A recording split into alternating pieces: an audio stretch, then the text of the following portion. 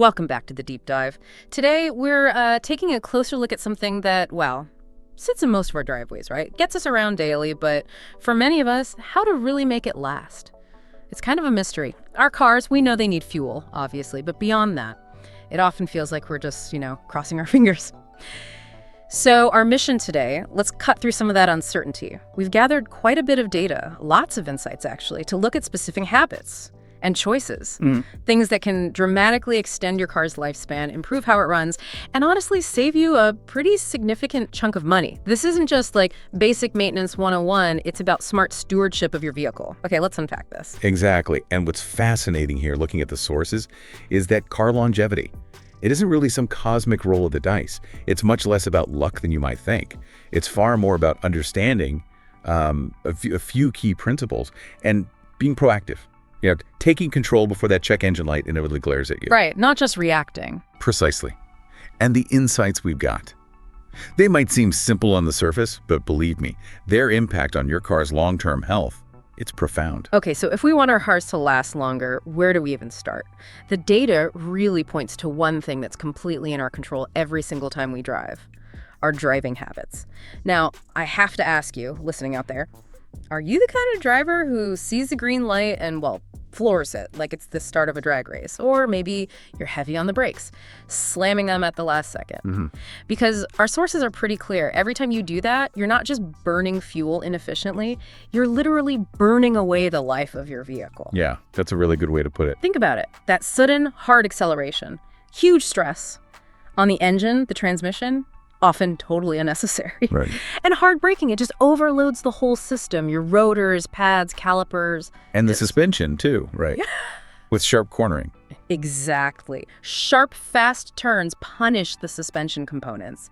Every single part just wears out so much faster than it was designed to. I heard this great analogy once. Imagine there's a fresh egg under your gas pedal and your goal is to make your entire trip without cracking it. Huh. I like that. That's the kind of smooth approach we mean. But is that, truly realistic for most people rushing around, or is it a bit pie in the sky? It sounds idealistic, but it's surprisingly realistic. And the benefits are huge. A calm, sort of forward-thinking style, where you're reading the traffic ahead, planning your moves. It naturally cuts down on hard braking and quick acceleration. And it's not just about saving your parts. It makes an incredible difference to your fuel economy. Yeah. Sometimes, 15–20% better. Wow. Okay. But beyond just how you drive, here's a crucial tip, especially for cold weather that often gets missed. On really cold days, don't just jump in, start the engine, and immediately throw it into drive or reverse. Right. Guilty as charged sometimes. We all are. But let it idle just for, say, 1 or 2 minutes. 2 whole minutes. Yeah, those 2 minutes are critical. It allows the oil pressure to build up properly. It ensures all those moving engine parts get coated in oil before they take on the stress of driving. Okay. Lubrication. Exactly. It prevents that tiny microscopic metal-on-metal wear that adds up over the years, especially in the top part of the engine, that little pause. It can literally add years to your engine's life. Yeah. It dramatically reduces wear during that initial cold start. 2 minutes. Okay. But if you're rushing to work, that can feel like forever. Is it really that vital, or is it more of a nice to have if you're aiming for ultimate engine longevity? Because I can just hear people thinking, I don't have time for that. I get it, but it's absolutely crucial. Think about it.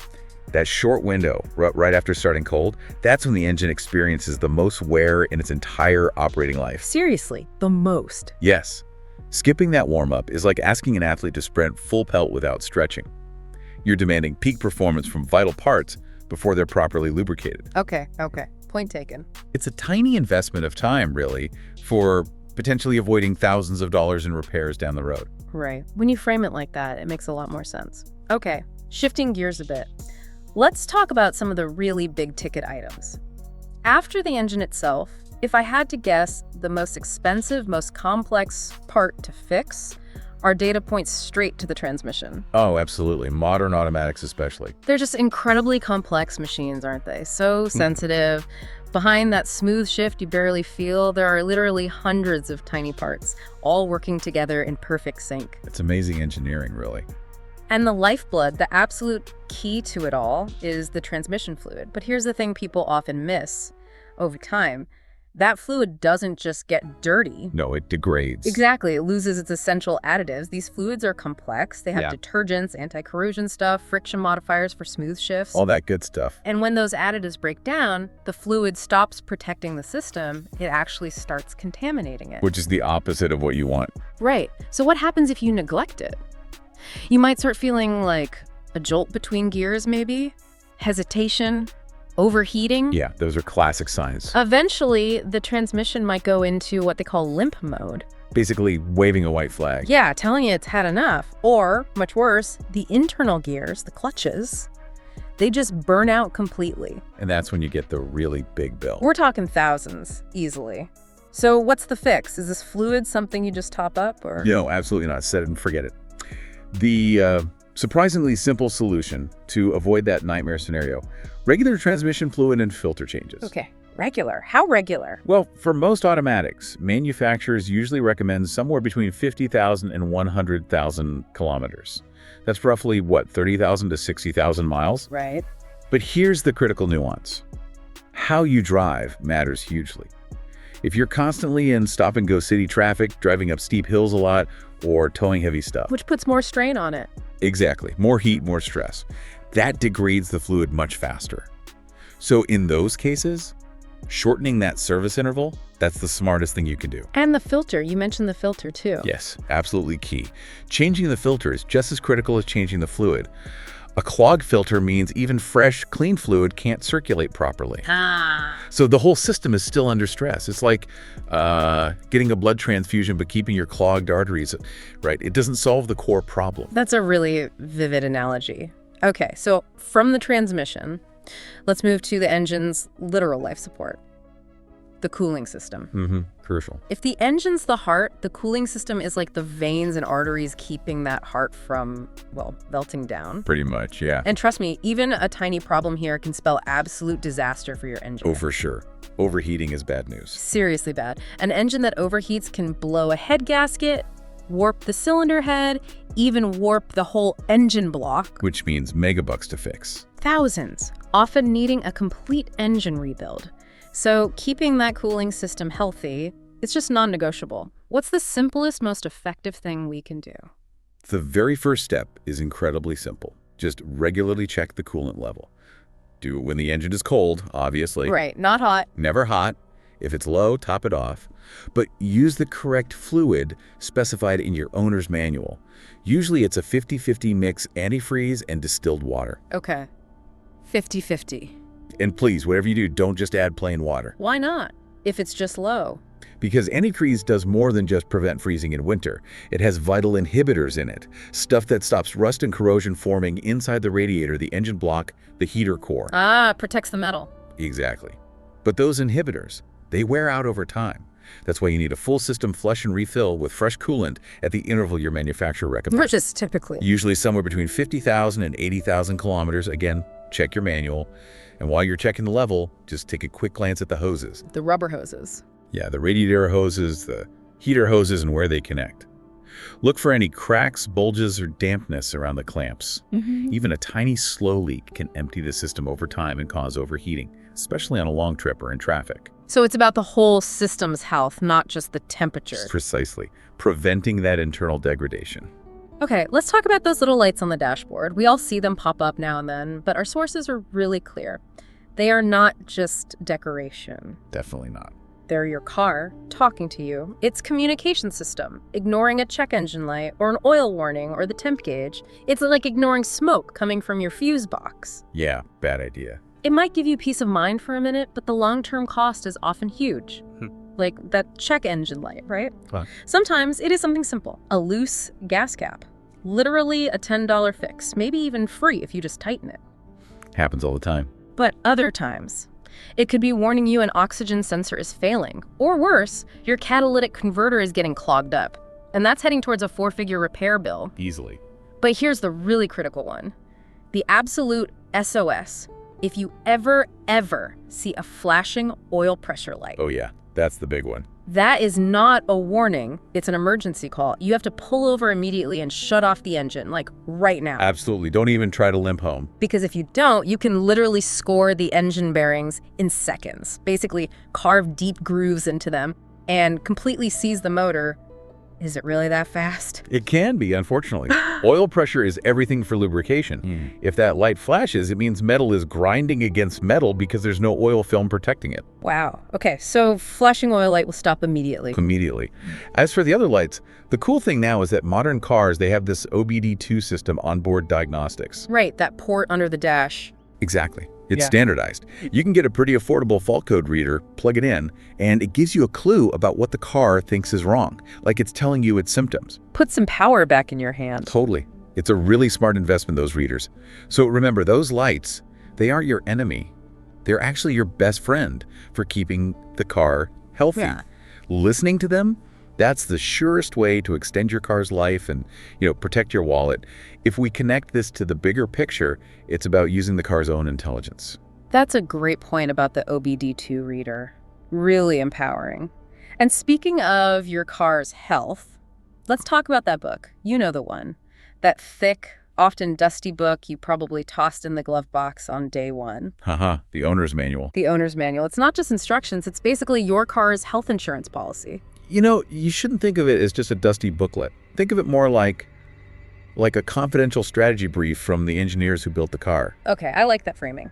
It's where they tell you the hidden weaknesses, the specific vulnerabilities of your model, and exactly what to do to protect it long term.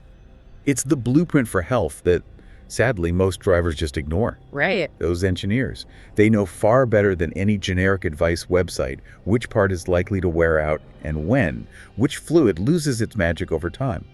Following that maintenance schedule, it's not just a friendly suggestion, it's more like a command if you want to avoid major expensive breakdowns. Command, huh? Strong word. Yeah, maybe slightly strong, but you get the point.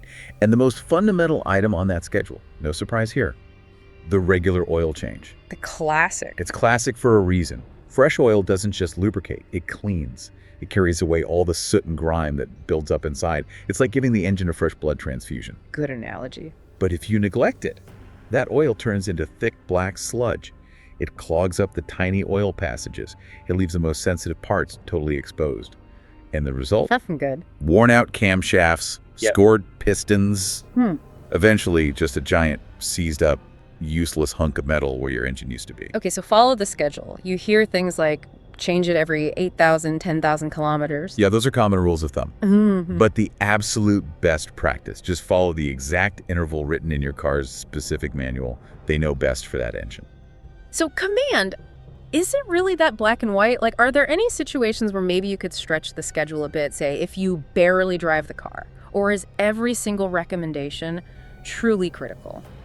Honestly, for long-term health, deviating is almost always a gamble. Yeah. Even if you hardly drive, fluids like oil degrade over time and with temperature changes, not just mileage. Okay, time matters too. Absolutely. The manual usually accounts for both time and mileage, Yeah. but maintenance isn't just oil, right? Think about the air filter. That's the engine's lungs. Right. If it's clogged, the engine can't breathe properly. Fuel consumption goes up, performance drops. Spark plugs, they're the heart of the ignition. Old plugs mean misfires, rough running. Little things, but they add up. Exactly. And all those other fluid, coolant, brake fluid, transmission fluid, they all have a limited lifespan. Neglecting them, it's just asking for trouble. Guaranteed ways to end up stranded, or worse, impact your safety, like with old brake fluid. Okay. Which brings us neatly to our final point, our final rule. And this one trips people up because it taps into a very human urge. Uh-oh. Cheaper alternatives. You got it. When it's time for maintenance or a part needs replacing, that little voice whispers, I wonder if there's a cheaper version. The little devil on the shoulder. Exactly. We all know it. You can always find cheaper engine oil, cheaper brake pads, cheaper filters, always. And you might think, hey, I'm saving 20, 30, 50 bucks right now. Feels good in the moment. Feels great. But our sources are data. It shows this is one of the absolute worst long-term decisions you can make for your car. But hang on. What if high-quality parts are genuinely just outside the budget right now? Is it ever okay to go cheap, or is it truly always a false economy? Look, I understand budget constraints. I really do. But it almost always comes back to that old saying. Yeah. You get what you pay for. Especially with car parts. How so? Give us examples. Okay, take engine oil. Poor quality oil. It breaks down under high temperatures much faster than a good synthetic or the recommended conventional oil. It loses its ability to protect. Your engine is left vulnerable to friction, heat, wear. Not good. Cheap air filter. It might look the same, but it probably won't trap the really fine dust and grit effectively. Those tiny particles get sucked into your engine. They act like sandpaper over time. Cumulative damage. Sandpaper. Yikes. But the most dangerous place to cut corners, and this is truly critical, brakes. Okay, safety issue. Massive safety issue. Low-quality brake pads don't just wear out faster, they often generate more heat or can't handle heat well.